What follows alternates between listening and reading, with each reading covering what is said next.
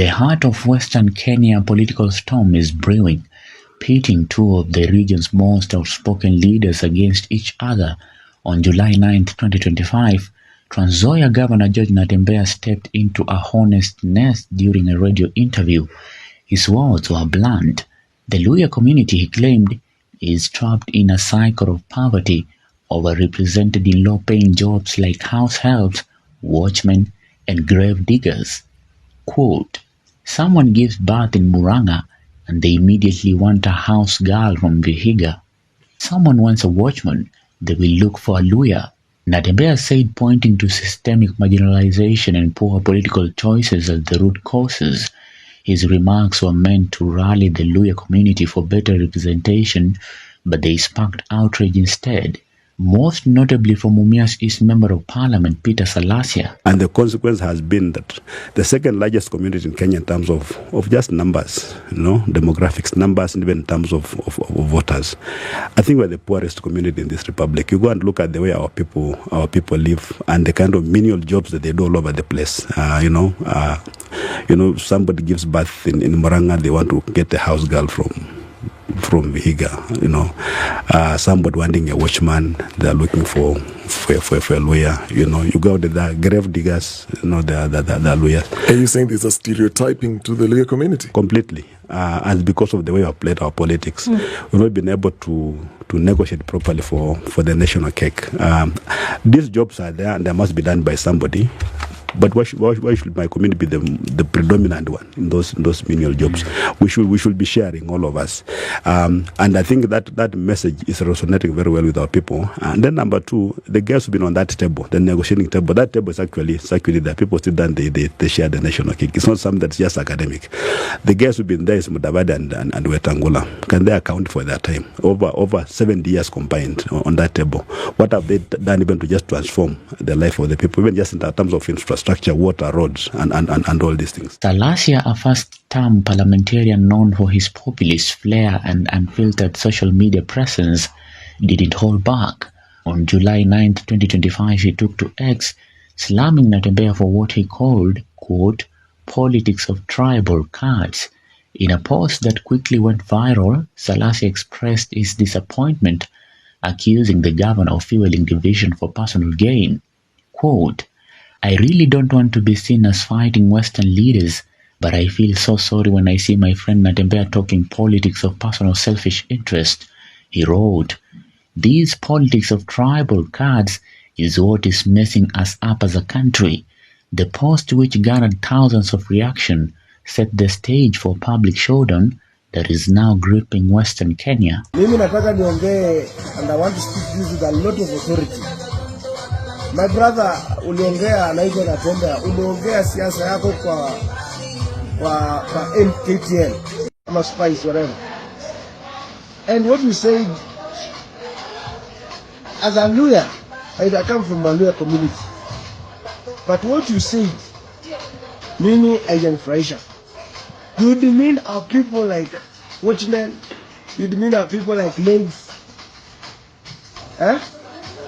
Wewe unajua hata mimi niko na rafiki yangu, yeye babake ni watchman, na from that watchman amesomesha yeye. Saa hii huyo kijana rafiki yangu anafundisha at international school getting about 200,000.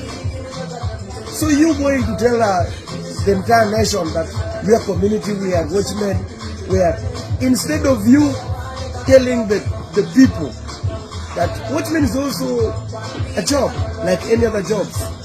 Let's unpack Natembeya's claim first. As the governor of Trans Nzoia, Natembeya has built a reputation as a bold advocate of Luhya empowerment.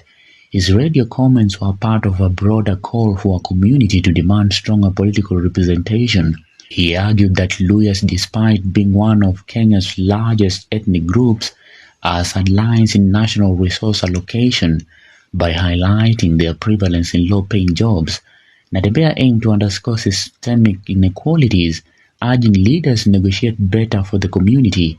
But this choice of words, calling out specific roles like house helps and grave diggers, struck a nerve, with the men including Salasya interpreting it as shaming the very people he claims to represent. I say that not just because I want to advance the interests of the Luhya community, but I know there are also very many other communities who are suffering the same. If your voice is on that table, you are ignored. So can we just have that table that looks at the interests of every community in this republic, so that everybody gets their fair share and gets a fair shot in this country? That's all I've been talking about. So the total interest, a lot of interest in Western, is because there are people who, in the arithmetic, they know that without Western, they cannot win anything. And I believe when the current president knows that without Western and the mountain is gone, how is he going to get the presidency in 2027? And when you appear to be locking Western and locking them out, they become a bit jittery. And that's why you see a lot of venom, even from fellows who operate from State House. They're always talking about me everywhere. You go to the Senate, somebody just stands on a point of order, a completely irrelevant subject, but has to mention my name there. It's because of the political threat and the political hit that I feel that for the first time. Salasia's response wasn't just a defense of Luhya community, it was personal. On July 10, 2025, he doubled down on X, posting a throwback photo of himself doing manual labor in 2019. Quote, "Luhya community, we are not choosy and selective. We work with what is within our power to sustain our families. Unlike others," he declared, "I would rather be a maid, a watchman, or a grave digger than be idle." The photo and message resonated with many of his followers, who see Salasia's rag to riches story as a symbol of resilience. But he didn't stop there. Salasia turned the tables on Natembeya, questioning his record as governor. He pointed to areas like Matisi in Saboti constituency, where jobless youths are reportedly turning to crime. Quote, "My brother, you are the governor of Trans Nzoia and Kitale town alone. Your country is bleeding with many jobless youths at Matisi.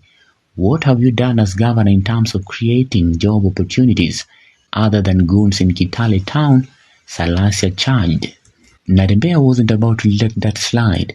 On July 10, 2025, he hit back in an interview with a local media outlet, dismissing Salasia as, quote, "unqualified to weigh in on the Luhya marginalization debate. Salasia is a person who lacks public experience. You cannot be a leader and speak like that," Natembeya said, taking a jab at the Member of Parliament pre-parliamentarian work, which he claimed was unrelated to his academic background. The governor's sharp retort escalated the feud, drawing battle lines between two leaders who both claim to champion the Luhya cause. Lakini kuongea atiweza uende kwa table uongee kunegotiate. What are you talking about kunegotiate? Just because at sisi ni mates and now you want to do. What are you talking about? You're the governor. Tell us about your youth program, empowerment program. Like for my case, I've done so much programs in my constituents. Women empowerment, youth empowerment program. Even the others zitakuwa na launch. Nimepeleka watoto through the TTI partnership with CDF, Commercial Kenya Commercial Bank. That is the leadership that we're looking for. Lakini siasa ya kuinsight atualiwe ndio uonekane atueni. Okay, me am a national leader. Nyinyi ndio mnabado mnafanya. Nyinyi wewe mnafanya hizo vitu zenu za local. Public reaction has been intense. X posts show a divided audience. Some users rallied behind Natembeya, arguing that his critique of systemic issues was valid and necessary. Others backed Salasia, praising his defense of the Luhya work ethic and his call for unity. On X, users want Salasia to stop fueling division with inflammatory remarks against George Natembeya, suggesting his comments could have, quote, severe consequences.